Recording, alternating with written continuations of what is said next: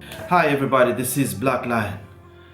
Okay, we just want to discuss opening up businesses in Dubai. I made a couple of videos before about businesses, and then sometime I talked about how to open up a logistics business in Dubai, and I got a lot of people in the logistics business, commenting and wanting to know more about it. And also, I got a lot of requests from you on the mail, and you said you wanted to know how to open just about any business in Dubai, because that was focusing on only logistics, and there's so many procedures that are required in that part of business. And now, for those who had requested to do a small talk about how to open up businesses in Dubai, just general businesses, this is why we're having this chat today. So stick with me until the end. And while we proceed, I'd like to give official thank you to those of you who have already subscribed to the channel. I want to thank you so much for being a part of it. And for those who have just landed and new, I would appreciate that like and that subscription. So let's move on to the video. Right, so let's just start off with the two main categories on where you want to open up businesses, okay? Because in Dubai, you can open up a business in the free zone, or you can open up a business in the mainland. And what are the advantages of these two, one against the other? So, look, there's so many things that have changed over the years.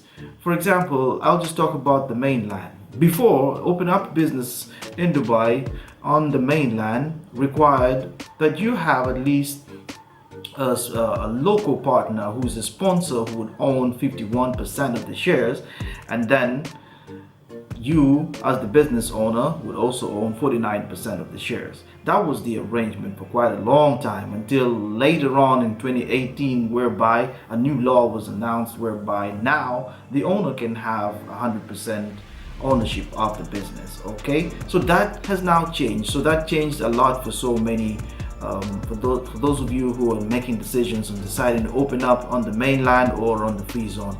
Whereas in the free zone, it was from the get-go, it was 100% ownership of the company, and 100% repatriation of profit. And then also in the free zone, there are some catches such as you could only trade with the business while your customers are outside of the UAE. So some of those are some of the things that you might want to put in your mind when you want to decide where you want to put this business, or you want it a free zone or mainland. Also, other factors that will make people decide where they want to put these businesses would be mainland would offer an unlimited amount of visas under your company, and then also in the mainland there was ability for you to set up official office space or official shop or official place where you can operate this business. And also something else with the mainland is there is some sort of LLC and SME where you decide your business to be under. It would be run under, you may call it LLC or SME. That will sort of depend on the type of business you want. And for so many people feeling like that, like my business is registered and is local, it gives you a so strong root in the region and some strong presence. So that's what made many people want to open up the LLC or the mainland companies. Then also talking about the free zone companies, there are many other things that people will consider. I say I just want to come into the UAE, register under one free zone. Of course, there are different types of free zones in the UAE. You decide which one that you want to register under. So I know I just want to put myself there, sign up with one free zone, and boom, there it is. I don't want to do a lot of procedures and a lot of layers of approvals, so I just sign up with one free zone and open up a business. Also about the free zone, some people would say, you know what, I just don't want to do a lot of super investments. I want to set up with like-minded individuals. And so you find that there's some free zones as well that are already set up with office space, co-sharing space, and they say I want that type of business, and I just go sign up with one of them and start my business without a lot of huge costs on rentals and so many things. So there you go. There's so many variables and differences why somebody would decide to go for a mainland or for a free zone company. Now let's just talk about the mainland. So many of you would like to know about how to open up a business on the mainland. So I'll just mention a couple of pointers that you need to know that you have to put in consideration when you're opening up a business in the mainland. All right. So now you go on to choosing a trade name. So your trade name, see, there's so many activities under the DED. To be precise, there's more than 2,100 trade names or types of businesses that you can open up.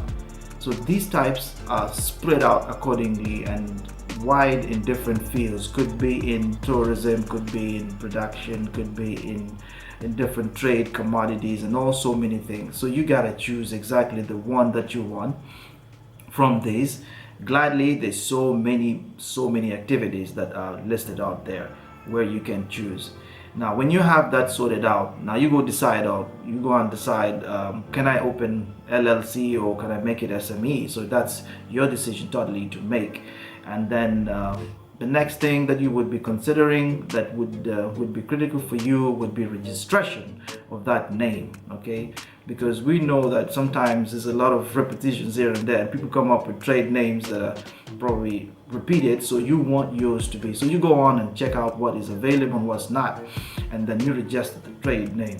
But also remember, while it's registered in this trade name, it has to be linked to the type of activity that you're doing. Of course, you can't get up and say, okay, my trade name is flying boats and you sell sugar or you sell sweets. So maybe that's just something else that I just put out there. But registering a trade name should be at least similar or associated with the type of business that you're trying to run, right? So the next thing you do is you have to apply for the initial approval, because the two sets of approvals. The first would be the initial one, whereby you go and apply and then you proceed to the next. But while you're making that application, just be best know that some of the fields would require more detailed approval. For example, if you're going to look out for commodities, then you will require more approvals. And by commodities, I'm talking about these foodstuffs. There's so many things like that. You require more approval, okay? Which means you will have to interact with other departments as well. And then also in security, you might require more approval. The legal sector as well, you require approval. So make sure that you know where you're falling, right? Once you are done with all the other steps, you now go on to the legal entity, or you go on to DED and create your MOA, Memorandum of Understanding. But again, remember that this will be based on the legal term or the legal type of business that you're trying to open up. Okay, so that MOA is critical to you. And then once you're done with that, now it's time to go on looking for office space or looking for the premises. So this involves you initially applying for an ijari. Ijari would be, it's an Arabic term for tenancy contract. So, or it loosely translated as my rent. So that ijari you apply online, and of course by presenting your initial application documents and supporting documents, you apply for the ijari. So that ijari, after you have applied for, you've looked for the space, you found the space, you're comfortable with it, you applied for it, and you have the ijari with you, then now you go on to complete the entire process, which would be now registering for applying for the trade license, which would be the final step. Once you apply for this trade license, boom, man, you are set and ready to go.